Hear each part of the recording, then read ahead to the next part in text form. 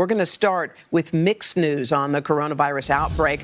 While New York is seeing the curve flatten, this morning the state has more confirmed cases, 162,000, than any country in the world. Nationwide, the total is quickly approaching 500,000 with nearly 17,000 deaths.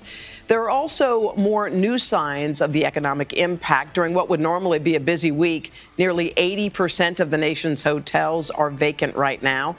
And we have some positive news on the health front, the health of British Prime Minister Boris Johnson, who's now been moved out of ICU. We do have complete coverage. We're going to start with NBC's Gabe Gutierrez. He's at the National Tennis Center in Queens, where a new field hospital is set to open. Hey, Gabe, good morning. Hoda, good morning. This is normally the site of the U.S. Open, but later today it's set to see its first COVID-19 patients. The indoor training facility here is being converted into a nearly 500-bed hospital, but the hope is all of that space won't be needed. This morning in hard-hit New York, the curve is flattening. The latest numbers show hospitalizations, ICU admissions, and intubations have slowed dramatically. We had 200 net increase in hospitalizations, which you can see is the lowest number we've had since this nightmare started. But deaths spiked yet again to the highest level of the pandemic. Nearly 800 lives lost in just 24 hours. So far, more than 7,000 have died in New York State alone, leading to this startling sight at a city cemetery. Workers in protective hazmat suits burying 5 times more unclaimed bodies in a mass grave. In New York, men are dying almost twice as often as women, and nationally, they're getting tested less. This is to all of our men out there, no matter what age group. If you have symptoms, you should be tested. Still, while the health system is stressed, it's not over capacity. Though a new temporary hospital is set to open today at the National Tennis Center, the Javits Convention Center, converted to house 2,500 patients, has fewer than 200 right now. Mount Sinai Hospital has scrapped plans to stage the sick inside the Cathedral of St. John the Divine.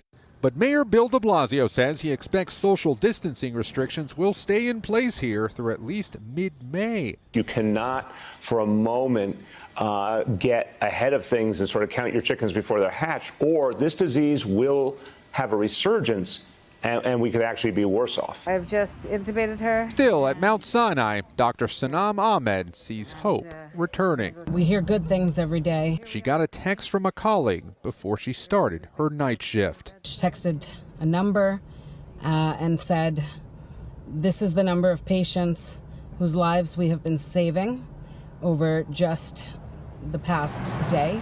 Together, we're going to overcome this." A new study by Mount Sinai found that the virus began circulating here in New York in mid-February and came largely from Europe, not China. As for this facility, it's now meant to provide relief to nearby Elmhurst Hospital, which has seen some of the worst of this crisis. Savannah? All right, Gabe Gutierrez leading us off. Thank you. And in the meantime, the toll on the U.S. economy continues to mount. More and more laid-off workers are filing unemployment claims. 10% of the U.S. labor force in the last 3 weeks have filed for claims, and it's adding urgency to this debate. When can the economy reopen, and when should it? NBC's Kristen Welker has the latest on that. Kristen, good morning. Savannah, good morning to you. President Trump has said he wants to reopen the economy with a bang. Some of his top officials say they want to start that process as early as May. But some health officials are warning that moving too quickly could lead to a renewed outbreak and even more economic pain. This morning, the debate over when to reopen the economy is intensifying, with some administration officials eyeing next month as a possible target date. On Thursday, President Trump predicting a rapid turnaround when the country is back in business. I think we're going to open up strong. I think we're going to open up very successfully. And I'd like to say even more successfully than before. Adding urgency, an additional 6.6 million Americans filed jobless claims last week, bringing the total number of Americans seeking unemployment benefits to more than 17 million in the past month. But is the country ready to get back to work, given the virus is still spreading?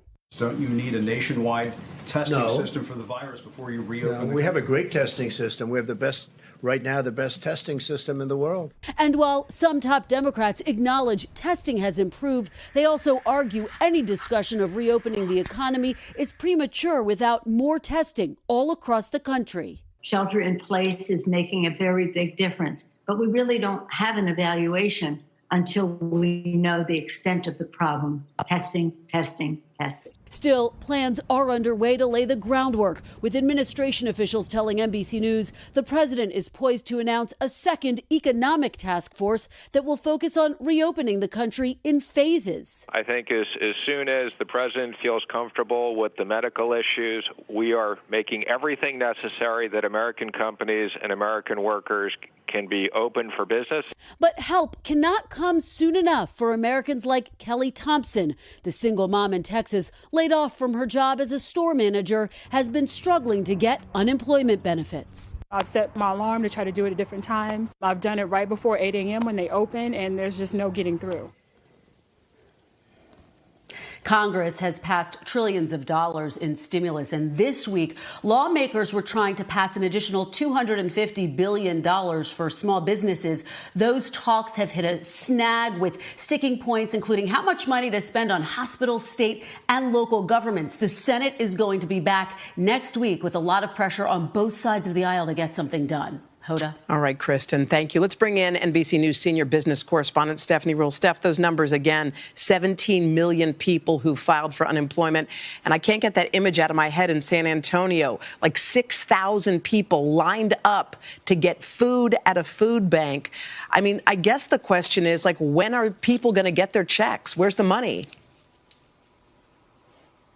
So the thing is, Hoda, Kristen made a great point. The government is making massive efforts, from the Treasury Department to the Fed to Congress, passing huge stimulus bills. But remember, this is a country of 330 million people. We've got 30 million small businesses and almost 50,000 corporations. So to get this money out logistically is proving massively difficult. And it's only adding to people's frustrations. Listen, you completely understand why the president or Secretary Mnuchin would want to get people enthusiastic and excited about saying, we're going to get right back out there and get back to work. But when people are saying, I can't apply for unemployment because the website isn't working, or the small business loan that Kristen was referring to, that's caused huge strain this week. So one of the reasons the government is now asking for more money to give to small businesses is because there's such demand. And one of the reasons there's a delay in it, the question is, how do we get the money to the most needy people? Hoda, let's say you run a small daycare center at home and you don't have a sophisticated payroll system, but you're a small business. Right. And let's say I'm a small business that runs a law firm. Should you and I both get in line at the same time to get that loan? Well, chances are, if I'm the law firm, I'm going to get that application in because I've got a tax lawyer, an accountant, and I can make that happen. But if you run that small daycare center, you're completely shut down. You really need that money. And right now, there hasn't been prioritization for those who need it most. And that's one of the things they've got to figure out how to address. Let's talk about the reopening of business. Secretary Mnuchin said he was hoping for May. I mean, is the economy one of these things that you just flip a switch and boom, everyone's back to work? Well, that's the thing. It's not. Hoda, you cannot look at this like it's a snow day and we say, well, the roads are clear. Let's all head back out there. Remember, it wasn't the president or even the federal government that shut things down. The first time you and I had this conversation in a whoa moment, when it was business that did it. It was the NBA, Adam Silver, that listened to health experts that said, I've got to put health first and shut my season down. So, yes, many people, the president is putting together this economic task force. The question is, who is the public health expert leading, or at least part of that task force, to say, all right, in every city and state, is the federal government going to provide the money for mass testing to make sure when we head back out there, we're going to be safe? Because you've seen in other places, for example, in Asia, in Singapore, where they've said, let's get people back out there. And unless you do that with mass testing, you run the risk of people getting sicker and us shutting right back down. All right, Stephanie Ruhle. Steph, thank you. Savannah, over to you. Yeah, Hoda, another big impact of this health crisis. We've been talking about it all week long, how people are changing their plans to celebrate the holiest days of the year. But in some places across the country, in-person services are still going to be held against the advice of public health authorities. NBC's Sam Brock is in Florida, one of the states that giving folks a choice about that. Sam, good morning. Savannah, good morning on this Good Friday. Normally, you would expect to see this cathedral packed with people getting ready to pray, but instead, the services here are going to be streamed online, as they will for every single parish in the Archdiocese of Miami. This is the state, though, says you can still observe in person despite the potential health consequences. This Easter Sunday, a once unimaginable sight. Many churches nationwide sitting empty on the holiest day of the year. The worship from home approach extending from Washington. We'll be attending church right in the living room at the Vice President's residence. To COVID-19 hotspots all across the country, including South Florida, where more than 100 parishes in the Miami area will be live streaming for safety. We're not going to bring crowds together to put these people, our congregants, in danger. But the state's governor refuses to extend Florida's stay-at-home order to religious services. As we've said many times, the state of Florida is not going to, through government coercion, close a church, synagogue, or place of worship. The debate playing out in several virus-stricken areas. We should not be fearful. A Philadelphia pastor doubling down on in-person prayer. Face masks will be provided to all who walk through the church doors on Sunday. For those who attend, there will be no more than 3 per pew. While in hard-hit Louisiana, drive-through benedictions with hundreds of cars. In New Orleans, Archbishop Gregory Amond, who recovered from the coronavirus, offering a real blessing from up high, boarding a World War II-era plane with a local rabbi for a spirit flight. At the same time, near Baton Rouge, how many of you could really use some encouragement this morning?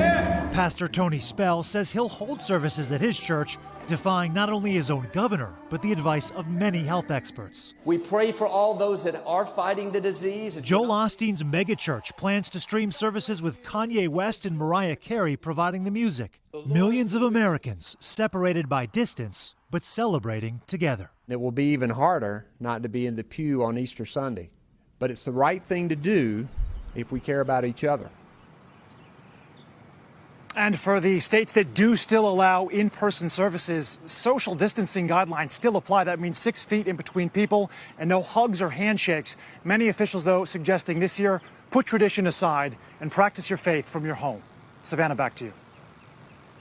All right. Thank you, Sam. And just ahead, we're going to have a live report from the Vatican on how the pandemic is impacting services at the world's most famous church, Hoda. All right. Now, Savannah, something that'll brighten up our morning. Cities across the country, they're lighting up blue to show their support and gratitude for our healthcare heroes, first responders, and other essential workers. So last night, buildings and bridges and sports stadiums and landmarks from coast to coast, they were illuminated with bright blue lights. So more than 400 businesses and venues participated in the Light It Blue campaign. Organizers call it simply a heartfelt thank you to those who are going to work to keep our country going. And we say, hats off. All right. It's so touching, isn't that sweet? Hoda. Yeah. Yeah. I called it a blue light special. Oh, I love that. Mr. Roker, what you got going heading into Easter weekend?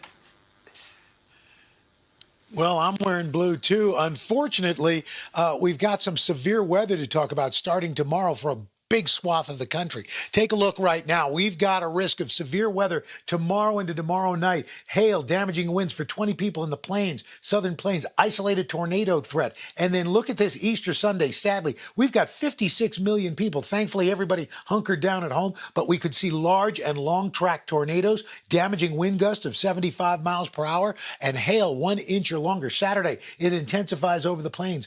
Gusty storms for Texas. Sunday, Louisiana to Ohio. Heavy rain and isolated flooding possible. Monday, very heavy rain for the Northeast with blustery winds and snow into Wisconsin and Michigan. Rainfall amounts, we're talking flooding possibilities, 4 to 6 inches from Texas all the way into the Virginias and the Appalachians. And then behind the system, look at this snowfall. We're talking anywhere from 3 to 12 inches of snow from the Dakotas, Montana, all the way to the UP of Michigan.